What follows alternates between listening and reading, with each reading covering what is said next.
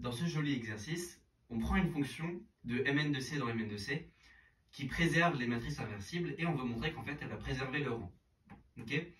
Donc ce que dit cet exercice, c'est que c'est possible d'encoder le rang d'une matrice par son action avec les matrices inversibles.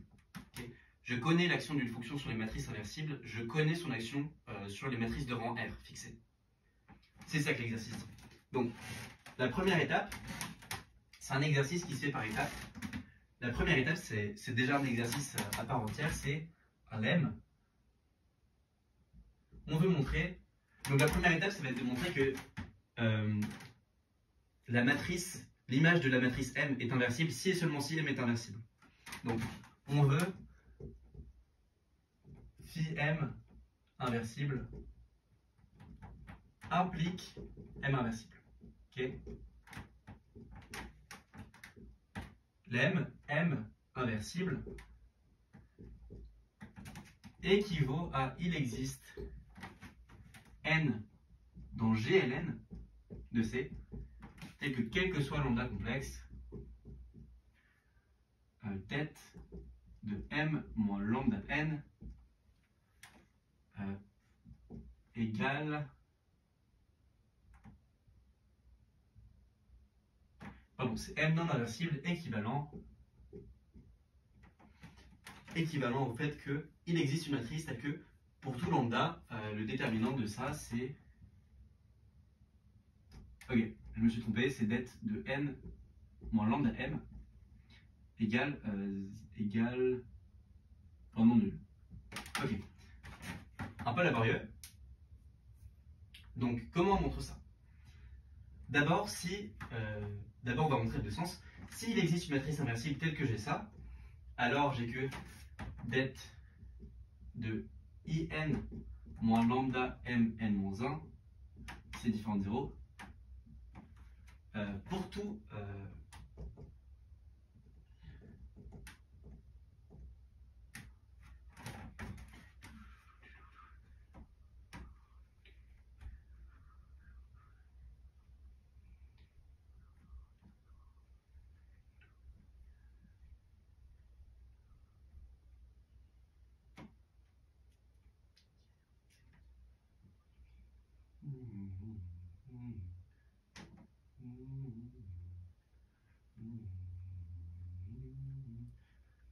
inversible, alors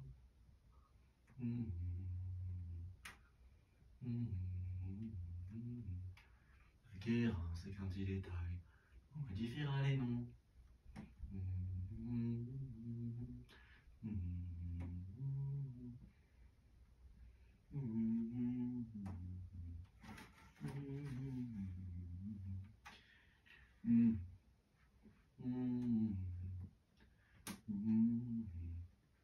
Et tu vas d'être. Ils m'ont dénigré, c'est la putain. Ils m'ont dénigré, c'est la putain de vérité.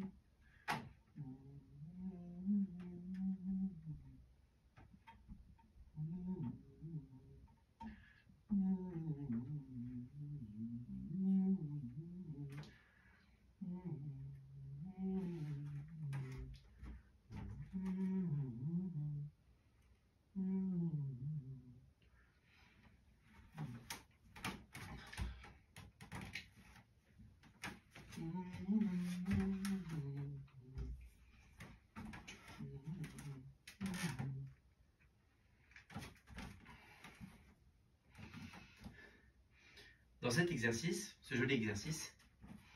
dans ce joli exercice, on prend une fonction de Mn de C dans Mn de C qui est linéaire, qui préserve l'ensemble des matrices inversibles, et on veut montrer que la fonction va préserver le rang. C'est-à-dire que pour toute matrice M, j'ai rang de M qui est égal au rang de phi de M. Donc cet exercice, ce qu'il dit, c'est que c'est possible d'encoder le rang uniquement avec l'action de la matrice vis-à-vis des matrices inversibles. C'est-à-dire que j'ai une fonction dont je connais l'action sur les matrices inversibles, ça implique que je connais son action sur les matrices de rang R fixées. C'est ça que ça veut dire. Donc j'ai un peu commencé à écrire la preuve. La première étape, c'est... Donc je vais montrer que phi va conserver le rang. La première étape, c'est de dire que phi de m est inversible si et seulement si m est inversible. Donc on a un sens. Je suppose que j'ai phi de m inversible. Enfin, en fait, on va tout part de ce lemme, qui est déjà un exercice en soi. Ça dit que une matrice est non inversible si et seulement si il existe une matrice inversible, telle que pour tout lambda complexe, on a ça. Donc, je vais faire les deux sens. On suppose d'abord qu'il existe une matrice n telle qu'on est ça.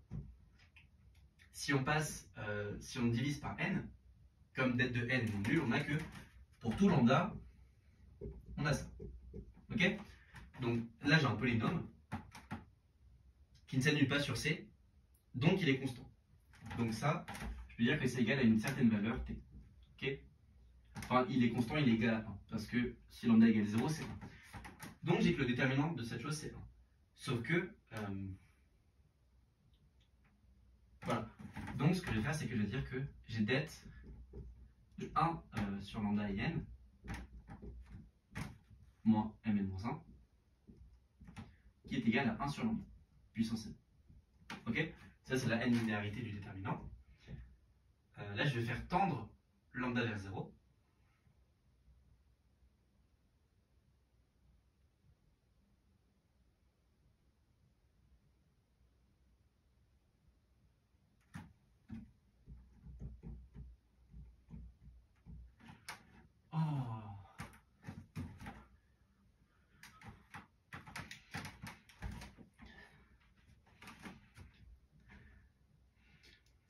Dans ce joli exercice, je prends une fonction phi qui est linéaire de mn de c dans mn de c. Je suppose qu'elle stabilise l'ensemble des matrices inversibles de mn de c. Et je vais montrer qu'elle va conserver le rang, c'est-à-dire que pour toute matrice m, le rang de m, c'est le rang de phi de m. Okay. Donc cet exercice, ce qu'il dit, c'est que je peux lire le rang d'une matrice uniquement avec son action vis-à-vis des matrices inversibles. Parce que ce qu'il dit, c'est que si je connais phi sur l'ensemble des matrices inversibles, alors je connais le rang de phi. Enfin, je sais comment phi agit sur les matrices de rang R fixées. Donc, je vais commencer à rédiger.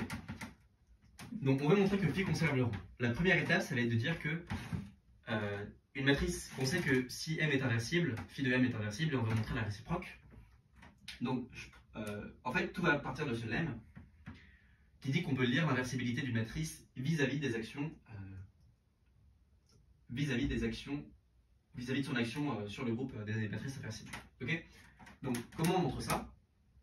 Je vais montrer que je suis non inversible si et seulement si il existe une matrice inversible telle que pour tout lambda, le det de n moins lambda m est non nul.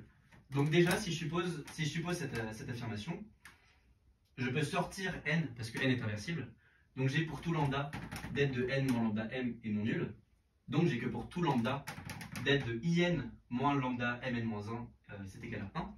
Ça, c'est un polynôme en lambda.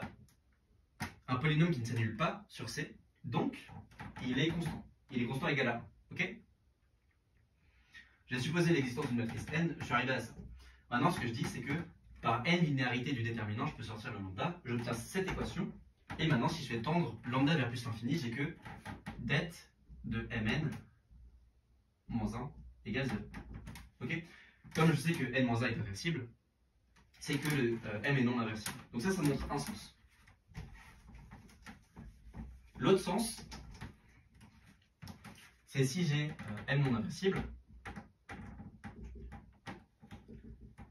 L'idée, enfin l'astuce derrière cet exercice, c'est de remarquer que cette condition-là, elle est invariante par multiplication à gauche et à droite par des éléments inversibles sur m.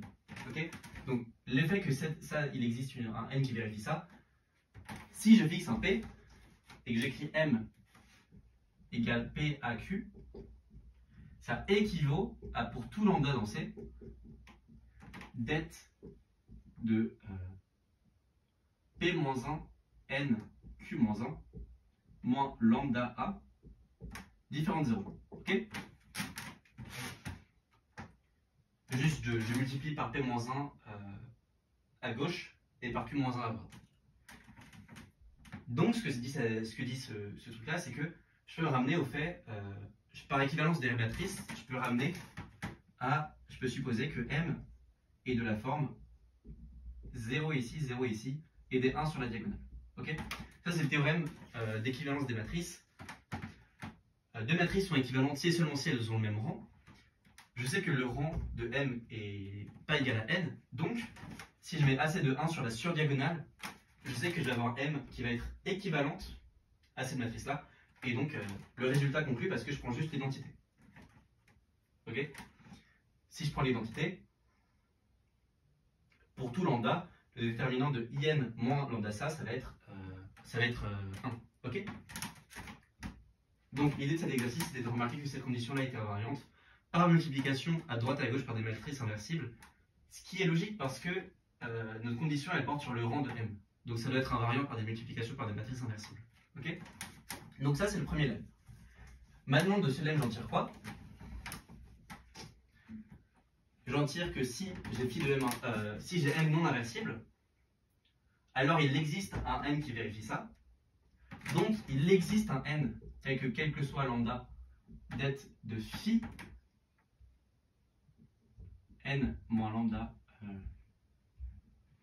phi de N moins lambda phi de M est non nul.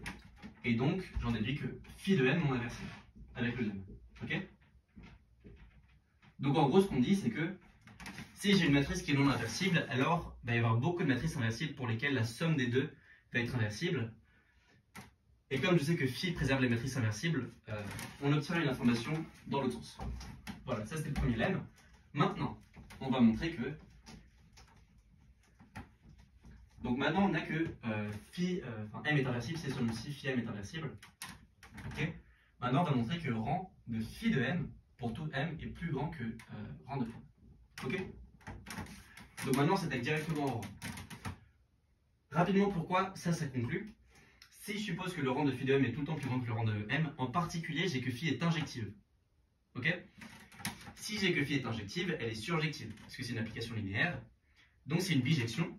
Ça réciproque vérifie la même chose. Donc elle vérifie que rang de phi moins 1 de M plus grand que rang de M, mais là j'ai gagné parce que j'ai les deux sens de l'inégalité. Et donc j'ai que phi préserve le rang, phi moins 1 aussi, donc c'est terminé. Donc on a juste à montrer ça. Et la manière dont on montre ça, c'est que je dis que si j'ai une matrice de rang plutôt petit, je vais écrire rang de M égale R, alors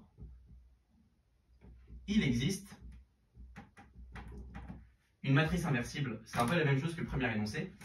Il existe N dans GLN de C, tel que det de N moins lambda M. Faut pas que je me trompe.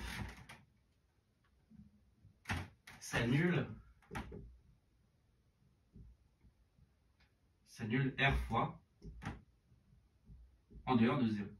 Voilà, c'est tout. S'annule R fois. Ok. Faut montrer ça.